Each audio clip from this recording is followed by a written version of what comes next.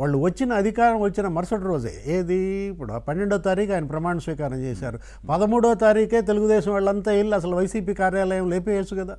చేయలేదు. అంటే ఇది రాజకీయ పార్టీ, అది నేరగాళ్ల సమూహం, అది అసలు రాజకీయ పార్టీయే కాదు. వైఎస్ఆర్ కాంగ్రెస్ పార్టీ అనేది ఒక నేరగాళ్ల సమూహం. ఒక రాజకీయ పార్టీగా ఉండే అర్హత వాళ్ళకి అసలు లేదు అనేది అక్కడ మనకు కనపడుతుంది. వాళ్ళు ఒక నేరం కాదు, ఒక ఘోరం కాదు, కిడ్నాప్లు, హత్యలు, మానభంగాలు, కబ్జాలు, అక్రమ వసూళ్లు, ఆక్రమణలు, ఇప్పుడు ఈ హింస, విధ్వంసాలు, చెయ్యని నేరం లేదు, పాల్పడని ఘోరం లేదన్నమాట. జగన్మోహన్ రెడ్డిని అండగా చూసుకుని ఆ 5 ఏళ్లలో మరో 30 ఏళ్ళు అతనే సీఎంగా ఉంటాడన్న ఒక ధీమాతో, ఒక పొగరుతో, ఒక మదమెక్కిన ఏనుగు ఎలా అయితే విధ్వంసం చేస్తుందో అట్లా వీళ్ళందరూ కూడా మొత్తం రాష్ట్రాన్ని ధ్వంసం చేశారు. సజ్జల ఇప్పుడు మీరు చూపించిన బయటలో ఏమంటున్నాడు, చంద్రబాబు మీరు నాటిన విత్తనాలు రేపు మీకే ఫలాలుగా వస్తాయంటాడు. ఏంటది నాకు అర్థం కాలే, అడుగుదాం అనుకున్నాను నేను. ఏంటి సార్ అది? ఇప్పుడు ఇవాళ మీరు నాటిన విత్తనాలు ఈ ఫలాలు మీకు వస్తున్నాయి. ఏది ఇప్పుడు జగన్మోహన్ రెడ్డి, లేకపోతే సజ్జల, లేకపోతే కాకాని గోవర్ధన్ రెడ్డి, ఆ పిన్నెల్లి బ్రదర్స్, లేకపోతే ఆ పెద్దిరెడ్డి, ఆకే పార్టీ, లేకపోతే వీళ్ళందరూ నాటిన విత్తనాలు ఇవాళ ఇప్పుడు ఫలాలు వస్తున్నాయి. ఏంటా ఫలాలు? లబ్ధిదారులు వైసీపీ పార్టీ నేతలు. ఏంటా ఫలాలు? కేసులు, అంతే, అరెస్టులు, జైళ్ళు, ఆసుపత్రులు, పరారీలు.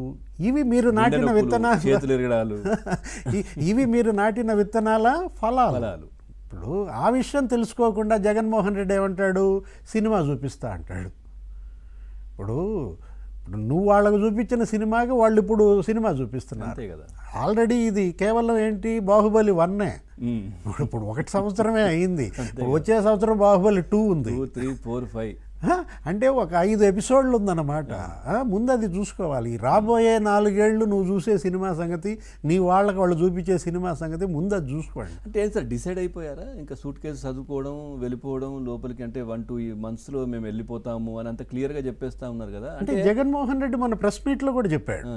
ఏమంటే మిమ్మల్ని కూడా అరెస్ట్ చేస్తారంట అని చెప్పి ఆ అరేంజ్డ్ ప్రెస్ మీట్లో ఎవరో మనలాంటి జర్నలిస్ట్ ఒకడు కెలికాడు. మనల్ని రానియరు సార్, ఆఫ్ కోర్స్. కానీ ఆయన పిలుచుకున్న జర్నలిస్టుల్లో కూడా బాగోదు, మళ్ళీ అడగకపోతే అనో ఏదో మొత్తానికి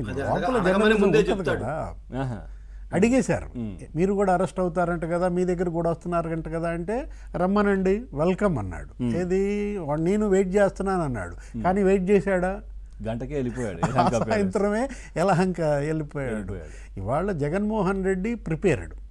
ఇప్పుడు సజ్జల మీరు ఇచ్చిన ఆ వీడియోలో కూడా వెల్ ప్రిపేర్డ్.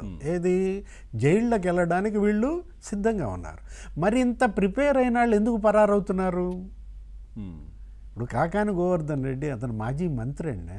5 ఏళ్ళు 5 సార్లు నువ్వు శాసనసభ్యుడిగా పనిచేసిన అడివి నువ్వు పారిపోవటమా? ఘోరం సార్. నిజంగా చెప్పాలంటే దేశ చరిత్రలోనే లేదు. గత 5 సంవత్సరాలు పనిచేసిన మంత్రులు దాక్కుంటున్నారు, పారిపోతున్నారు రాష్ట్రం నుంచి. పోలీసులకు దొరకకుండా పారిపోవాల్సినటువంటి పరిస్థితులు వచ్చాయి. ఏ ముహూర్తాన పిన్నెల్లి బ్రదర్స్ పారిపోవటం బిగిన్ చేశారో వరుస పెట్టి ఇక పరుగు అన్నమాట. ఏమి పరుగు? లేదంటే ముందస్తు బెయిల్లు. 4 రాష్ట్రాల్లో వీళ్ళు పోయి తలదాచుకోవటమా?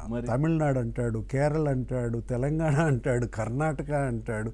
జగన్మోహన్ రెడ్డి ఏమో సప్త సముద్రాల అవతలున్న లాక్కొస్తా అన్నాడు. ఇప్పుడు మిమ్మల్ని లాక్కొస్తున్నారు. అంతే కదా. ఇప్పుడు తెలంగాణలో కూడా ఇక్కడ కూడా నమ్మే పరిస్థితి లేదు సార్. అంటే ఇక్కడ గతంలో అయితే కేసీఆర్ గారు ఉంటే ఏదైనా సపోర్టో ఏదో దొరుకుండేదేమో. ఇప్పుడు అట్లాంటిది లేదు కదా పరిస్థితి ఇక్కడ కూడా. ఇప్పుడు వాళ్ళు చూసుకోలేక వస్తున్నారు. అంతే కదా, అంతే కదా. రేపొద్దున ఆయన వెళ్ళాలంటే కేసీఆర్, రేపొద్దున ఆయనకు నోటీసులు వచ్చాయి కాళేశ్వరానికి. అంటే సందర్భం కాదు కానీ నాకు అనిపించింది సార్, మీరు కాళేశ్వరం అని తీసారు కాబట్టి